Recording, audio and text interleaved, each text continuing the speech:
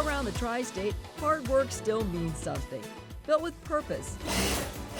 Carried with pride. This is my favorite part of our shirts. By people rooted here, who believe when goods are made here, we all benefit. Through the line, you see basically what's going on.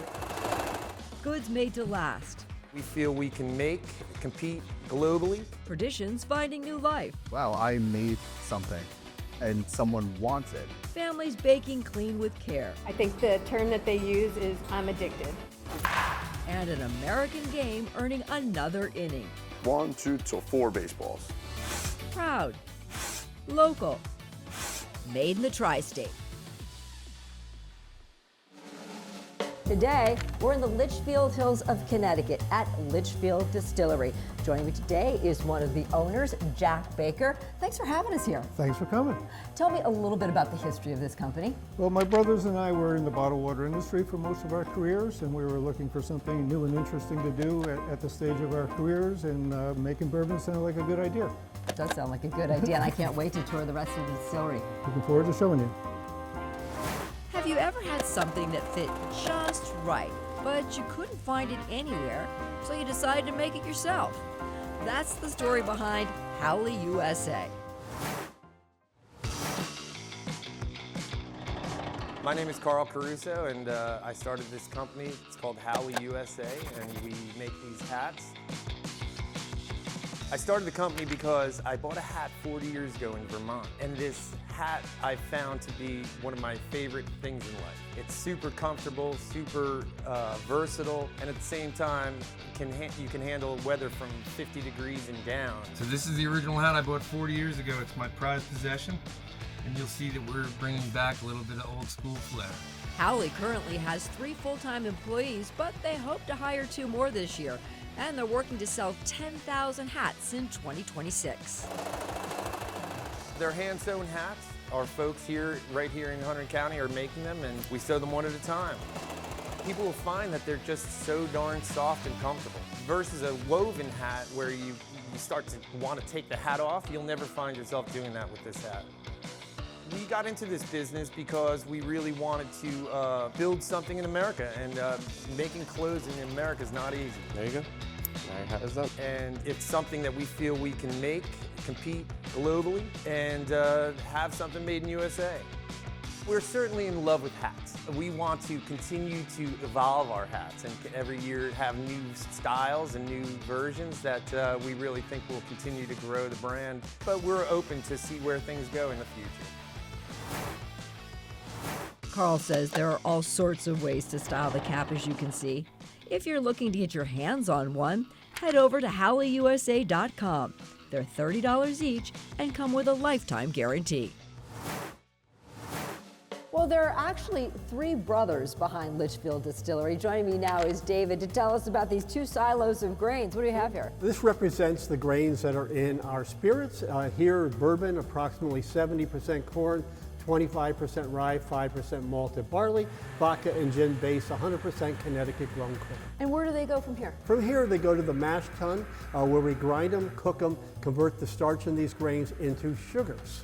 The sugars we need because yeast eats sugar, the byproduct is alcohol, and that happens in our fermentation tanks. And then from there it goes? From there it goes to distillation, where we extract the alcohol for our product, and that takes about a day.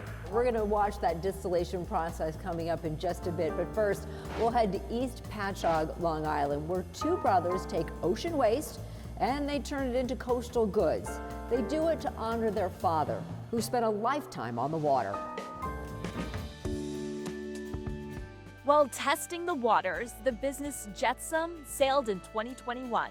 For Albert Poulos, it's not just a brand or a product, but an idea. My brother and I noticing what was happening with the Great South Bay with the increase of brown tide and other pollution factors. These oyster and clam knives are made out of recycled plastics. The products have the geography of our local water. Albert donates a portion of sales to fund local cleanups, something his dad would do.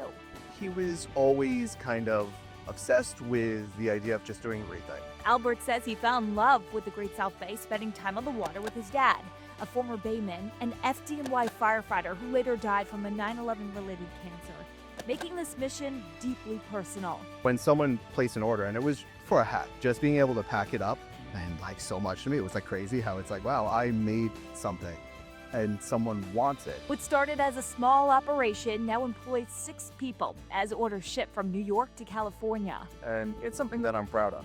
And he knows his dad would be proud too. Off to the distillation room. Well, we had talked about, David, the distillation process. I take it this is where we are. Right, so the mash goes in here, we close it up, turn the heat on, bring it up to 173 degrees, the boiling temperature of alcohol. The vapors move up through the pot still into the column stills and eventually out the parrot. And it's the same for each of the products that we make. Yeah, 2 different stills and they make their way through. Right. And where does it go from the still? Well, depending upon the product we're making, if we're making bourbon, it goes from the still into a barrel for aging. If it's vodka or gin, it's going to go straight to bottling. Okay, I can't wait to see the bottling process. Oh, good. Let's go. All right, in the meantime, we're going to head to Westchester, New York, where a mother-daughter duo took a clean eating into a family mission into a business. Now, they started a line of English muffins. They're made locally and they're fresh from the heart.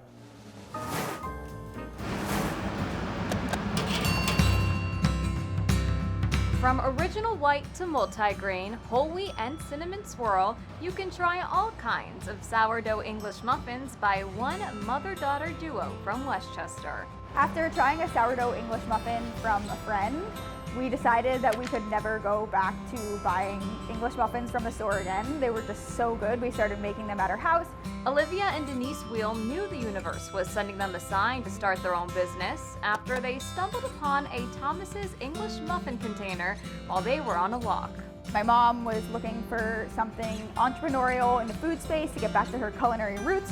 I started in 2017 in my home kitchen and started selling at farmers markets. They all kept coming back. Oh my gosh, these are so good. How can we get more? How can we get more?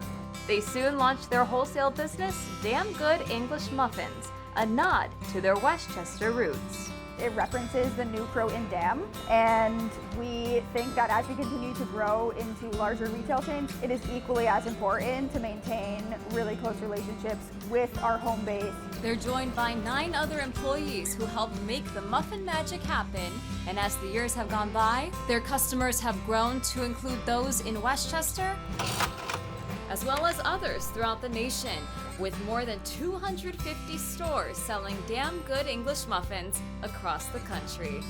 I'm not trying to brag, but people love them. That's why they keep coming back, and that's why we're able to continue to grow, and our production is increasing as a result. I think the term that they use is I'm addicted. So why are Damn Good English Muffins square and not round? The square shape fits better in the toaster, stacks more efficiently, and lets them bake more muffins at a time. That means less wasted space, less energy used, and more efficient shipping. Damn Good English Muffins can be found in the freezer section or directly from their website, damngoodenglishmuffins.com. From bread to brine, we head back to Connecticut and Ittabit's Pickles. Elizabeth Click is a big deal in the world of pickles. Best dill pickles on the East Coast. Are they? You tell me, you have to try them, I'm telling you. Best dill pickles. She's the founder of Ittabit's Pickles, sold in small grocery stores and farmers markets across Connecticut. We put them, first in our process, we put them in an ice bath. And how long do they sit in the ice bath? 5 minutes. That gives the cucumbers their crunch. It definitely has been a learning process, but we've tested a lot of different ways to make them, and we found the perfect little way. Those lessons started early when she was just 9. I just wanted to make $10 on anywhere. So I started a lemonade stand. My dad said, let's sell some pickles. And the pickles blew up, and the lemonade unfortunately didn't. Her brother Aiden gave her, and eventually the business, the name. My brother couldn't pronounce Elizabeth, so it was just Ittabit. And I'm never called Elizabeth at home, only if I get in trouble. We always start off with our pickling spice, and then our garlic, of course. Add to that onions, dill, and brine. We call it magic inside. Okay. This is what makes the pickles the pickles. Is this a secret recipe that we just are never going to know? Maybe I'll tell you off camera. Maybe I'll tell her off camera. A generations-old family recipe and made with family help. The day we visited, it was Sister Sinead at work. They're headed off to Village Market in Wilton. That family help has allowed her to expand her products to include beets, relish, and more, all made the same way, local ingredients when possible, without preservatives. It's proved to be a winning combo. That's what I call a good pickle. It is a good pickle. It's always like very fun to see them when they first talk to us and they're like, I don't know. And they try it and they're like, let me get another one. You might say Ittabits are delicious. Putting a Made in the USA label on your product, it better be. The FTC's cracking down. If it's not all or nearly all American made, that label's got to go. Coming up on Made in the Tri-State, a New Jersey shirt company known for craftsmanship and dressing legends. Also, a Long Island ball player giving the game a whole new inning.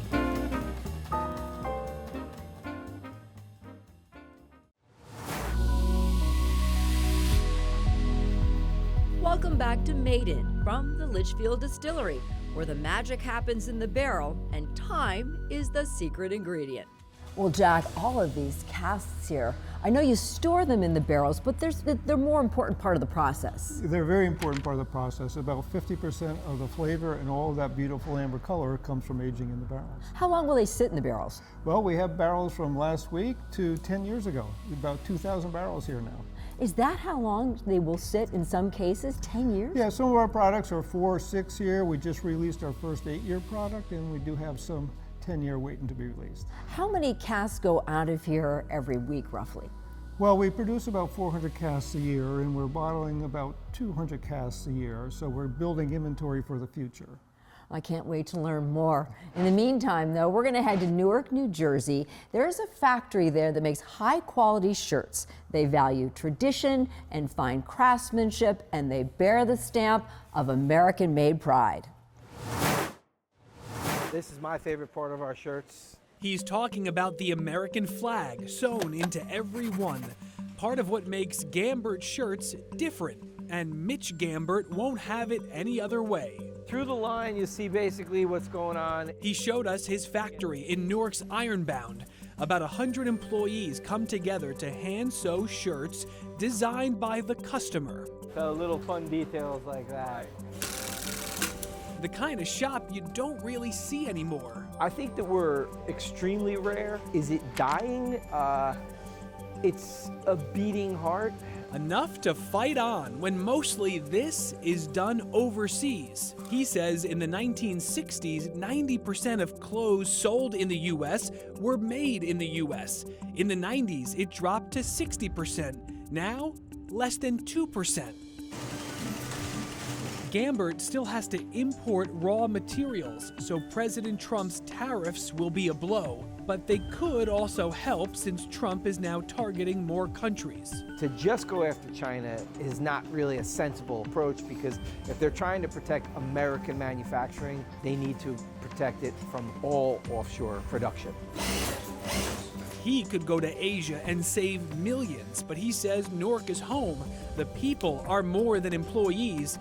The business goes back to his father, and before that, grandfather, about 90 years ago. So the story goes, it was a $600 loan from his mother that he was sworn to pay off, but never tell his father about. But the secret's out to the tune of about 70,000 shirts a year. Gambert shirts have been worn by legends from Joe Torre and Yogi Berra to Frankie Valli. And while less than 2% of apparel is still made in the U.S., Gambert's been cutting and sewing right in Newark for over 90 years.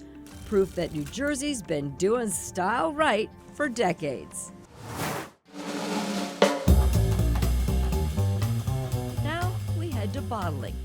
Jack, I was expecting brown liquor. I see vodka. I didn't realize this is part of what is distilled and bottled here. Yeah, clear spirits is a big part of our product line. We're known for our bourbons and whiskeys, but our vodkas, particularly our blueberry vodka, is one of our best sellers. How did you land on blueberry? Well, about 8 years ago, we were hosting a conservation group with some farmers, and one of the local farmers said they had about 4 acres of blueberries that needed to be picked. So we picked them, and that was the birth of our blueberry vodka. You're very creative. And it allows people with a product line that is expanded like this to offer a variety of different products. Absolutely. Yep, we try to serve all parts of the market. Okay, well, from Connecticut-made whiskeys and vodka to America's pastime, we meet a man on Long Island who takes beat-up old baseballs and he gives them a second inning. Let's head over and swing by the American Baseball Company. Essentially, we're the first and only company in America that is remanufacturing baseballs. Charles Galliano has a love for the sport and knows the ins and outs of a baseball. 1, 2 to 4 baseballs. From Little League to the Major League, Charles played baseball at Comac High School and was drafted twice by the Philadelphia Phillies and Milwaukee Brewers. After an injury, he stepped off the field, but he never left the game. Charles opened the store in Huntington, and today the business employs 8 people. The vision for the company is basically look out on a baseball field and see everything made in America. And the inside of that core is still good. So that's something that's the part that we reuse. Charles collects torn and worn baseballs. This is where he recycles and manufactures the cores of baseballs and hand stitches each one. That's so cool. Every baseball in the world is hand sewn, which is interesting, and it's done that way because of labor rates here in America. Baseballs, as they get used, the interior of a baseball, which is beyond the leather core, gets better as it gets used. And he's not traveling so far to hit a home run with his business. It's cool to do it in your hometown and be surrounded by the people you've been surrounded with your whole life. So it's definitely really special to do it here on Long Island. Did you know one of baseball's biggest secrets comes straight out of New Jersey? Every single MLB baseball used at Yankee Stadium, Citi Field, and more is rubbed with a special mud found only in one spot in the Garden State, known as Lena Blackburn baseball rubbing mud, and it's been used since the 1930s to give pitchers the perfect grip. When aged to perfection, it all comes down to oak barrels. So what are we doing here, Jack? Well, we're going to taste a little bit of the fruits of our efforts. We have an 8-year-old bourbon here that we've all decided, my brothers and I, that this is suitable for our Founders Reserve release, and we'll taste a little bit of that. So you really are quality control.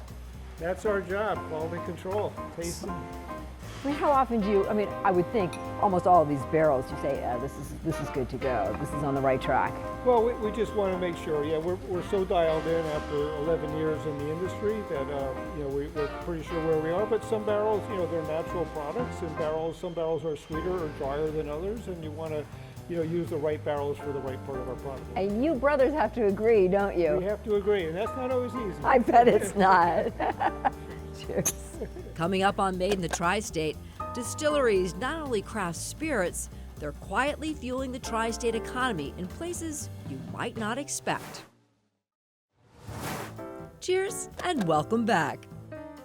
Litchfield Distillery stands among Connecticut's most celebrated craft producers, earning Connecticut Distillery of the Year honors multiple times from the New York International Spirits Competition.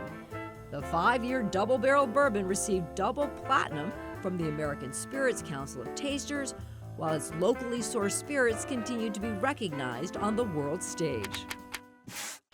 Distilling is big business in the tri-state, and Litchfield is in good company. Across the New York tri-state area, nearly 300 distilleries are crafting spirits that are more than just delicious. They're economically significant. In New York alone, the distilled spirits industry supports more than 11,000 full-time jobs, generates nearly $1 billion in wages, and contributes over $3 billion in economic activity every year. That's money flowing directly into local communities, supporting farmers, restaurants, hotels, and small businesses. From places like Litchfield to producers across the region, these distilleries aren't just making spirits, they're helping drive the tri-state economy, one bottle at a time.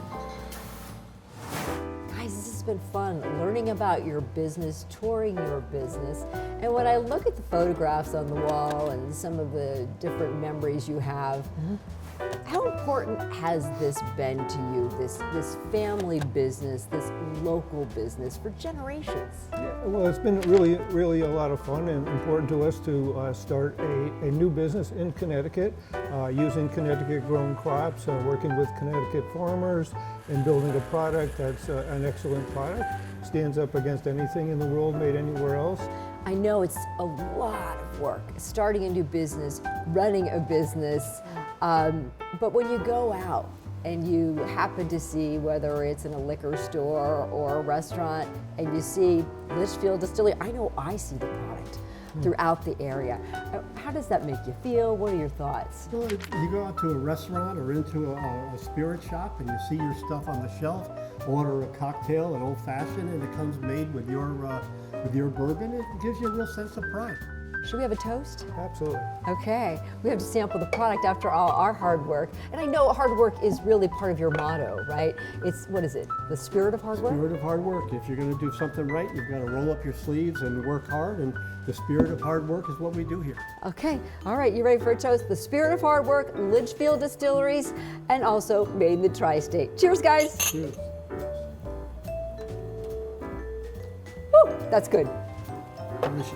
If you'd like to learn more about any of the companies or products we've featured on this show, go to news12.com.